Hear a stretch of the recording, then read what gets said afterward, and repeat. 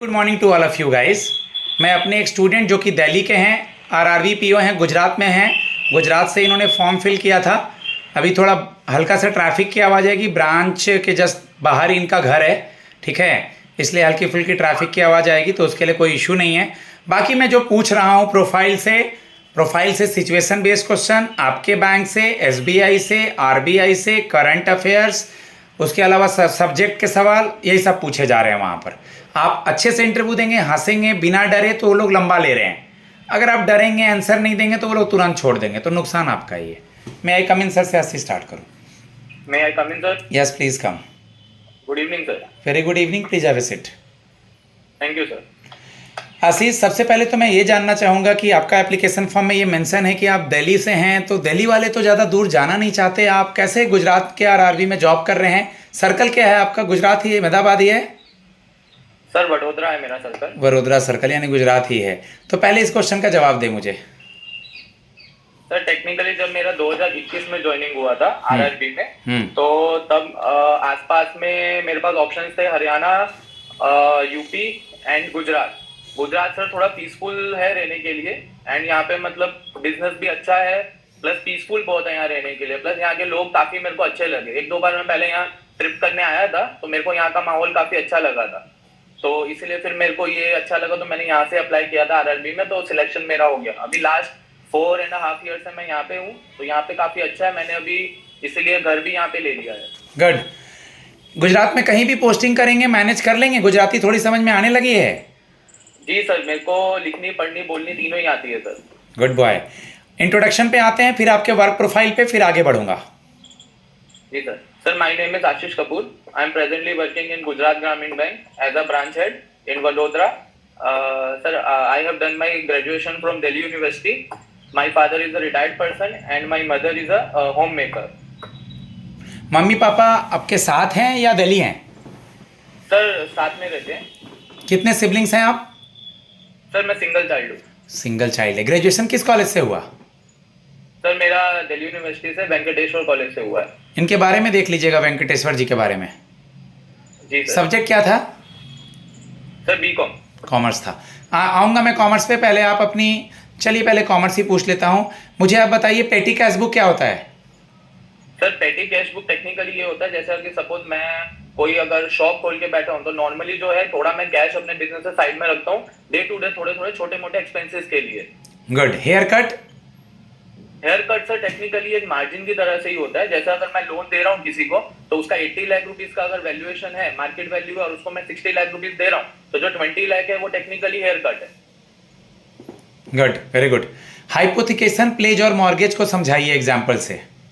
Sir hypothecation में ऐसा होता है, फॉर एग्जांपल कार लोन, जिसमें पोजेशन जो है कस्टमर के पास होती है और ओनरशिप हमारे पास होती है एज अ बैंक। और सर प्लेज में क्या होता है, लाइक गोल्ड लोन, जिसमें पोजेशन जो है बैंक के पास होती है और ओनरशिप कस्टमर के पास होती है। और मॉर्गेज में भी सर सेम होता है, वो इमूवेबल प्रॉपर्टी पे होती है। फॉर एग्जाम्पल अगर होम लोन है, तो उसमें पोजेशन मेरे पास होगा, सॉरी ओनरशिप मेरे पास होगा, लेकिन पोजेशन कस्टमर के पास होगा। रेशियोज कुछ आइडिया है रेशियोज का? Yes sir. Okay. Current ratio क्या होता है? सर करंट रेशियो टेक्निकली हमको बताता है कि हमारे जो थोड़ा सा मैं रिकॉल नहीं कर नो पा issue, sorry. No issue, no issue. Ratios देख लेना है। डेट इक्विटी रेशियो का आइडिया कुछ?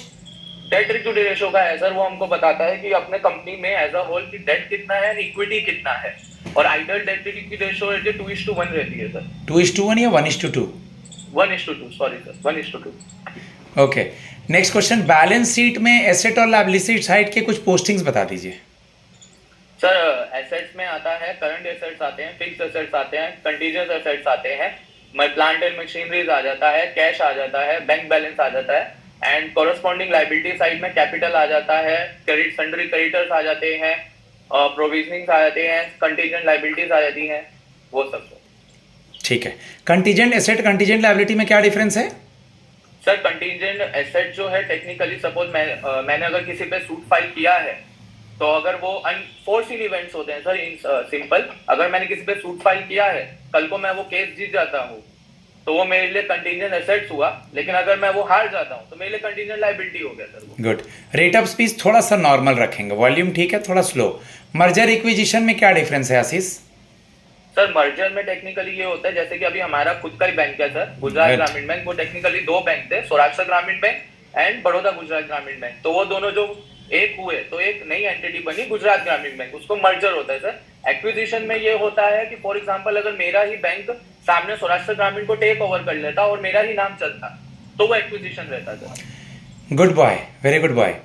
अपना वर्क प्रोफाइल सबसे पहले तो बता दीजिए, आरआरबी में 100% का शेयर का सेग्रीगेशन क्या है। कॉमर्स को डिटेल से और भी पढ़ेंगे, और भी मैं क्वेश्चंस पूछूंगा आने वाले मॉक्स में।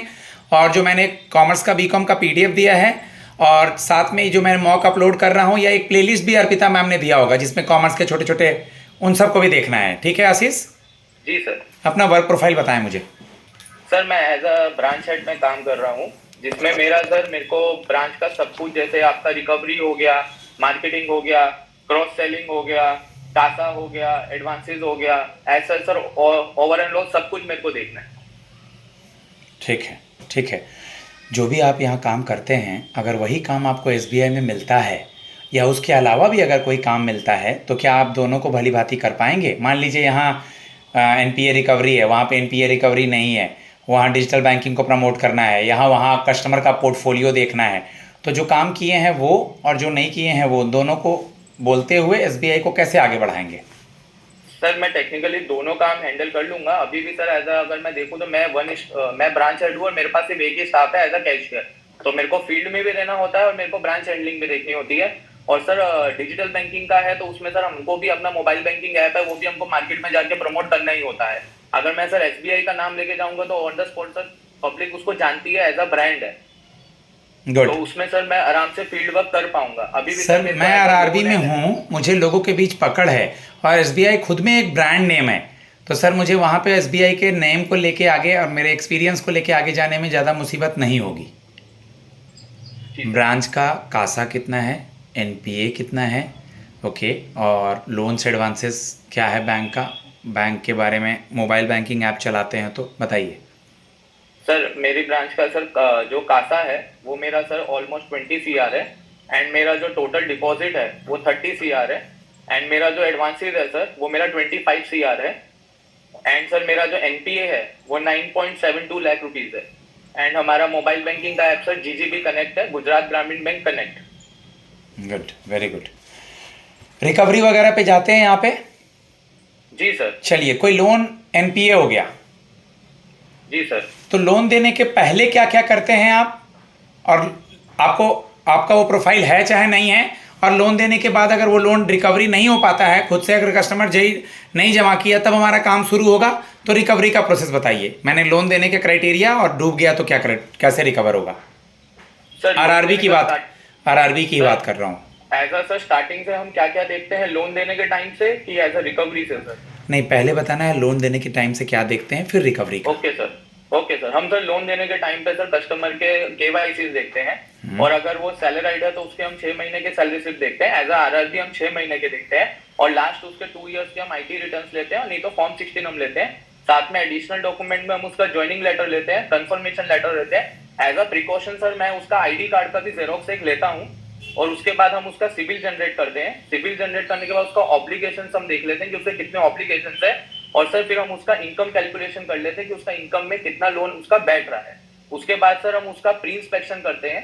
प्री इंस्पेक्शन में हम उसका ऑफिस भी मैं विजिट करता हूँ सर, और उसका जो प्रॉपर्टी ले रहा है वो भी, एंड सर जहाँ पे वो रह रहा है वो भी सर मैं विजिट करता हूँ। गुड, वेरी गुड, ठीक है। डीआरटी वर्ड सुने? डीआरटी? डीआरटी सुना है सर? क्या होता है डीआरटी और डीआरएटी? सर डीआरटी में डेट रिकवरी ट्रिब्यूनल होता है सर। ये ऐसा एक कोर्ट होता है कि जहाँ पे हमको अगर किसी कस्टमर पे सपोज मैंने सरफेसी करा है और उसको उस चीज से प्रॉब्लम है, तो सर वो डीआरटी में जाके कंप्लेंट रेज कर सकता है, जहाँ पे उसको नॉर्मल कोर्ट में नहीं जाना है। यहाँ पे प्रोसीडिंग जल्दी हो जाती है। ठीक है। जैसे आप मान लीजिए कस्टमर का पैसा जो है, मतलब लोन का जो कस्टमर का पैसा है वो कस्टमर नहीं दे रहा है, नहीं चुका रहा है, तो लमसम सेटलमेंट को क्या यूज़ करेंगे? कस्टमर बोलेगा मेरे पास नहीं है, आप देख लीजिए मेरी स्थिति खराब है। सर उसमें हम उसको technically one time settlement offer देते हैं कि अगर सपोज उसमें बैंक का क्राइटेरिया के हिसाब से कि वो कौन से लोन में है, इमूवेबल में है कि मूवेबल में है सर, सॉरी सिक्योरिटी हमारे पास है कि सिक्योरिटी नहीं है, हम उस बेसिस पे उसका कैलकुलेशन देखते हैं और उस बेसिस पे हम उसको वन टाइम सेटलमेंट का ऑफर देते हैं। हम उसको अगर पर्टिकुलर लोक अदालत में अगर एप्लीकेबल है तो हम लोक अदालत में भी उसका वन टाइम सेटलमेंट कर देते हैं। OTS सर उसको बोलते हैं। Good, very good. गुजरात में नए जगह पर जाना, SBI के कस्टमर का नया कस्टमर बेस तैयार करना और इन पे नए कस्टमर्स को लेके आना, ऑन बोर्ड करना, आपके लिए कितना चैलेंजिंग होगा? मान लीजिए महसाना में या आप जहाँ नहीं हैं वहाँ पे आपकी पोस्टिंग कर दी जाती है, पर उधर साउदर्न गुजरात या नॉर्दर्न गुजरात, तो कैसे मैनेज करेंगे?